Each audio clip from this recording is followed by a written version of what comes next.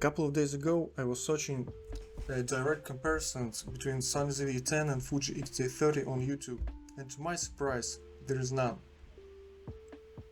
I found a lot of comparisons between XS10 and Sony ZV-E10, maybe X-T30 Mark II and Sony ZV-E10, but I don't think that it's apples to apples, because Fuji XS10 is $300 more than ZV-E10 and Fuji X-T30 Mark II is $200 more.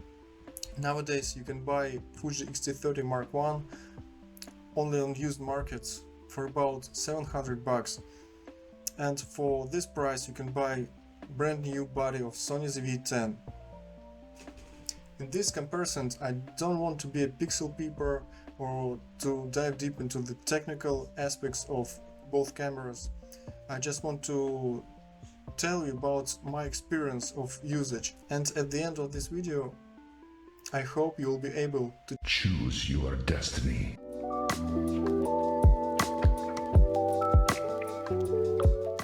Fuji looks like a little brother of classic film SLR cameras.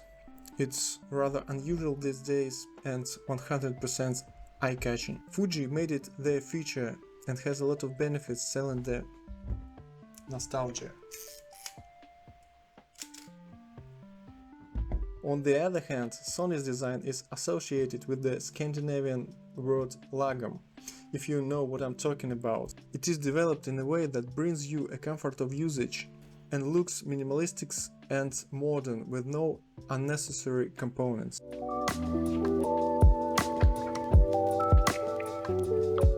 I guess you've heard about such Fuji issues as position of quick menu button accidentally pushed all the time, and the issue with a small grip that made you to use L plate or cage to make it usable.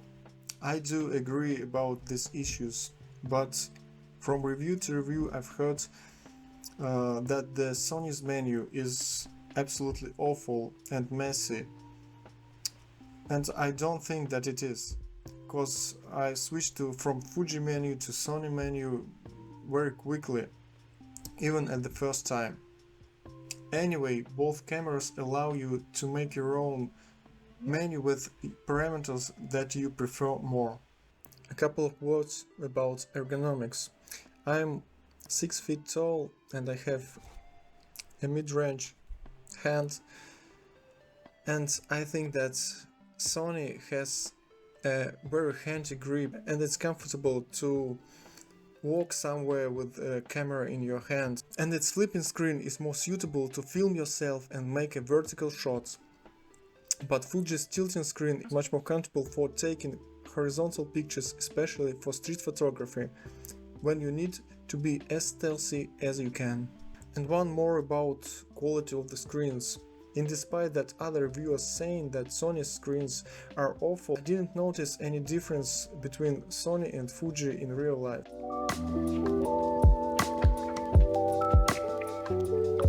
A lot of reviewers praise Sony for a huge amount of native lenses, and I totally agree with it.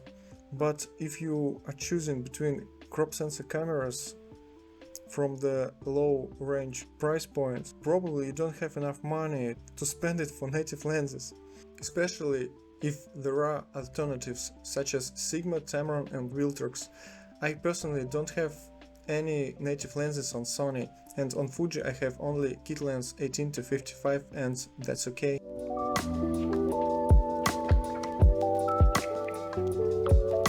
ZV-E10 doesn't have a cineton profile by default, but there are a lot of tutorials on YouTube that can help you to make it by your own, and I tried one.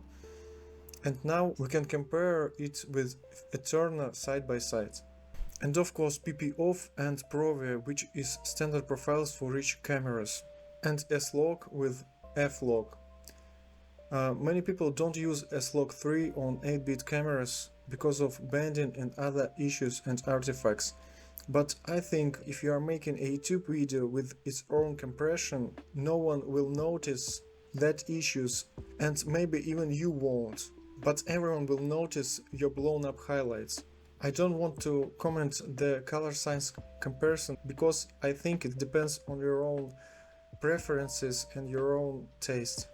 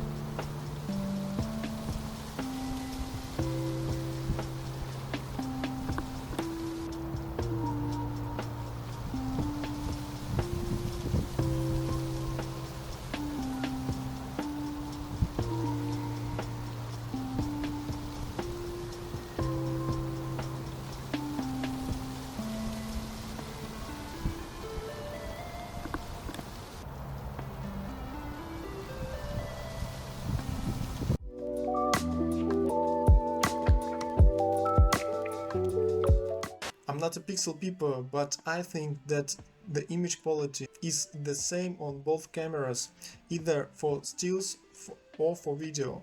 Fuji has twice more bitrate than Sony, but to my experience it's not that critical, cause 200 megabytes won't save you if you fucked up your exposure.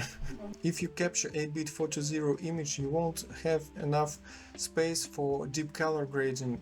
But Fuji can produce 10-bit 422 image via HDMI, and to capture it you have to buy an external recorder that costs about the same as your camera. When I was choosing what to buy, Fujifilm X-T30 or some another camera, I think that I will use this feature all the time, but it's 3 years now and I still don't. I don't need a deep color grading, I just apply some LUTs on my footages.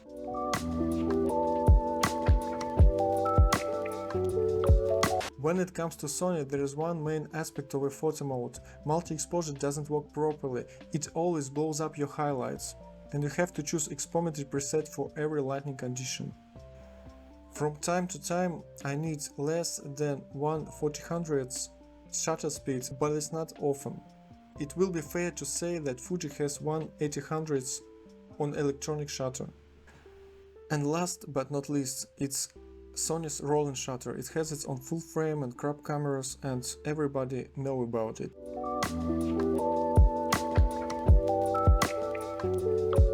Speaking about Fuji, recording time and footage size are the main marketing limitations. Full HD for 15 minutes and 4K is 10 minutes. And footage size is less than 4 GB.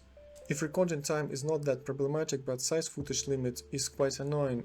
On post you have to match the piece of footages together that are out of 4 GB size limit, and it happens very often. And another bothering thing about Fuji is zooming.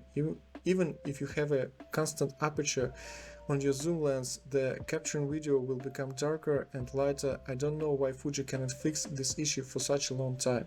And what about overheating? In my type of use, neither Sony nor Fuji don't overheat at all, but Sony ZV-E10 overheats once when I was shooting this video, because I was charging it by the power bank and trying to film this video at the same time.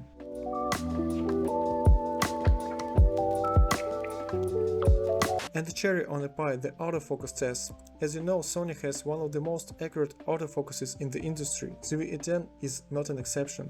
For 700 bucks, you get a touch tracking autofocus.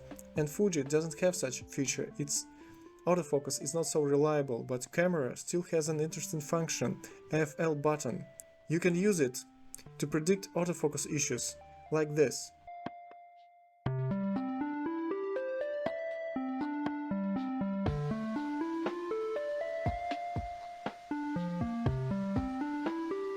That take place on Fuji from time to time.